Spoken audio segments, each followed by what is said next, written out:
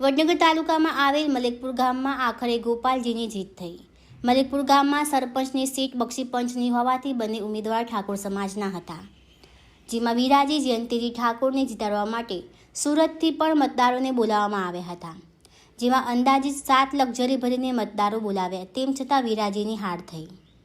ગોપાલજી ઠાકોરે ગામની લોકસેવા, જાહેર હિતનો વિકાસ, કુશળતાપૂર્વક વહીવટ, સામાજિક શૈક્ષણિક ક્ષેત્રે સર્વાંગી વિકાસ, પારદર્શક વહીવટ અને તમામ કામમાં ભેદભાવ વગર કરવાની ખાતરી આપી અને ગામના લોકોએ વિજય બનાવ્યા।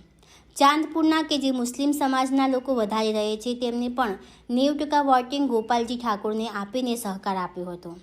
ગોપાલજી ઠાકોર 1174 વોટથી ભવ્ય વિજય હાંસલ કર્યો હતો। સાથે સાથે શેખ સલમાન ખાન, પૂનમ ખાનને બિનહરીફ સભ્ય પણ બનાવ્યા હતા। જીત્યા પછી સલમાન ખાનનું પણ સ્વાગત કરવામાં આવ્યું હતું।